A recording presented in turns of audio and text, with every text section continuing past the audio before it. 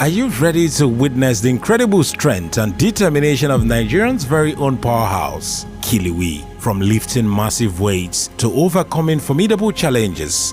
This is the true story of a true titan among men.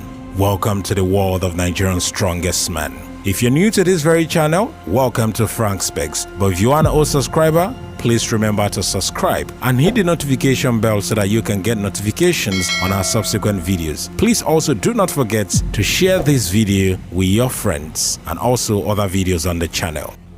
Nwozuzu Nwachukwu, commonly known as Kiliwe or Kiliwe Nwachukwu, was a Nigerian fighter of Igbo descent, although there are speculations that he is a myth. Nwachukwu was born in 1931 in Mbuitolu in today's Imo State. He was known for his enormous strength, which earned him the name Killi-We. He married 6 wives and died on the 30th of October 1992. Nwozuzu Nwachukwu, popularly known as Killi-We, is an icon of strength from Imo State, Nigeria. Imo State that was created in February of 1976, which derives its name from Imo River, which currently forms the natural boundary between the states and Abia State that was carved out of it in 1991.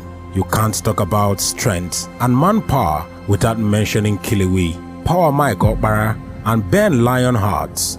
These are true icons of strength and wrestling in Nigeria and Igbo land.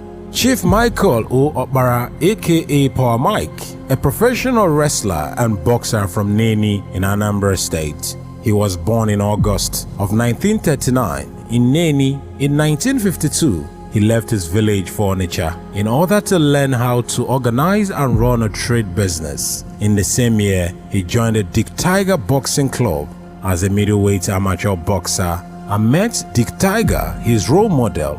In 1961, he started a nationwide tour which took him to Onitsha, Enugu, Aba, Port Harcourt, Lagos, Jos and Kaduna.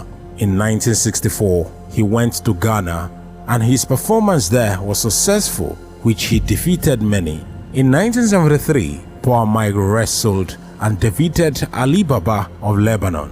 He also defeated John Kwango in Lagos. He retired from active wrestling in 1976 and focused on international promotions. In 2004, Power Mike died at the age of 64. Let me tell you a little story about Ben the Lionheart before we move straight into our main story for this video. The story of Nze Bennett Afolukwe Okoye, aka Ben Lionheart, began on the 24th of December, that was in 1942. When he was born as the first child in a family of 5 children to Nze and Lolo Okoye Igwebike of Udo Village, Akpu, in Agwata local government area of Anambra State. On the 22nd of January 1978, he won the national heavyweight title, and on the 30th of March 1978, he beat Honey Boy Zimba of Sierra Leone to win the African heavyweight title.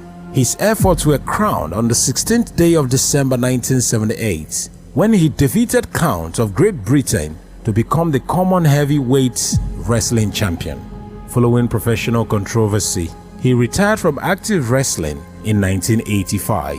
But as a result of his insatiable love for sports, he engaged in sporting and sales of sporting equipment till the time his ill health began to manifest in 1992. Now down to the main story for this very video. Across the nation states, there is a class of children who neither feel good nor happy. Their outlook paints a vivid picture of their state of helplessness. They appear unkept and totally helpless, regardless of their future. In their tattered clothes, they find homes in the most filthy and awkward place like abandoned buildings under overhead bridges and school premises. Unusual, they retire to their abodes at dogs and dash out early in the morning before the prying eyes of security agents or rightful owners of the structures turn out for business. Holding a bottle of water mixed with little soap and another detergent in one hand, they wake up to a car in traffic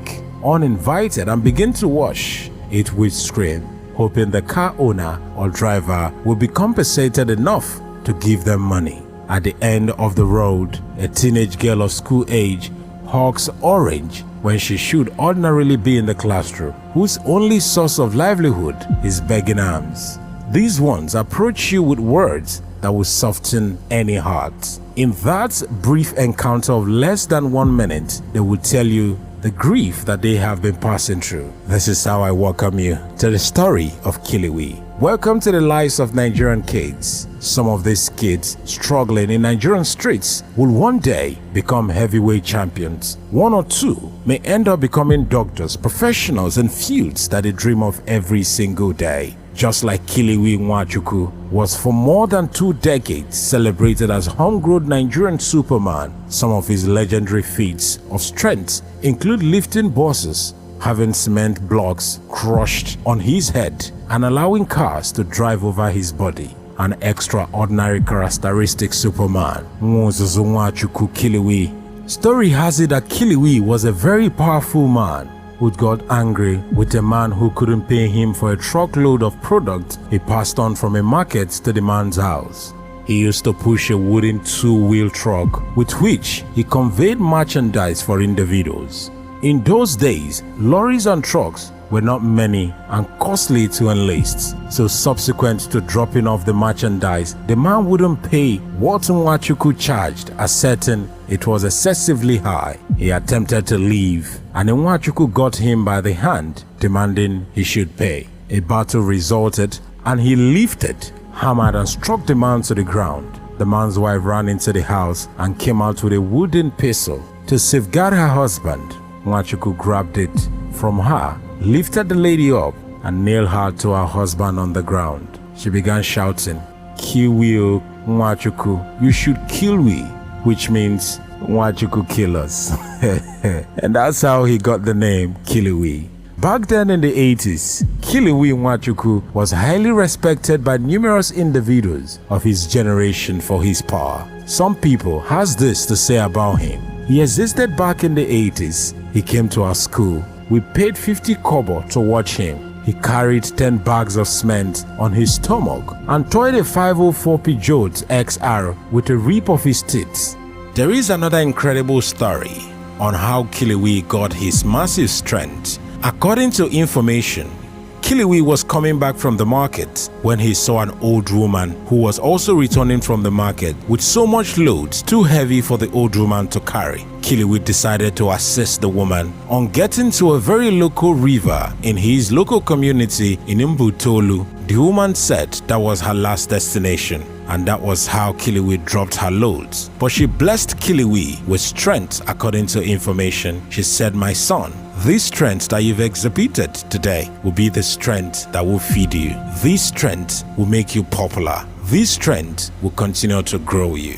For so many persons who witnessed the powerful nature of Killwee, some were in schools, some in streets and businesses in Onitsha, told their own side of the story. For students in schools as at that time, they said that their school had to pay for Killwee to come and perform. For some, they had to pay for Killwee to perform in some areas across the southeast throughout the time of his energy distribution and power of showmanship. Killwee will continue to live in the hearts and minds of so many Nigerians who witnessed him, especially in the southeast of the country. Story has it that when he died, his body was deposed in Aladima mortuary. In the night, he will carry down all other corpses and stretches himself on them till he was rejected by the morgue. He was really the big deal. Kiliwe Nwachukwu was born in 1931 and died on the 31st of October 1992. Thank you for joining us on this astonishing journey through the world of Nigeria's strongest man, Killwee. Don't forget to hit the like button, subscribe, and share this video to spread the inspiration of Killwee's incredible feats of strength. Until next time, stay strong and stay tuned for more amazing content on this very channel, Frank Speaks. I hear it. Kono sauce ya. Saha doya. Ndan doga hard. Oh God.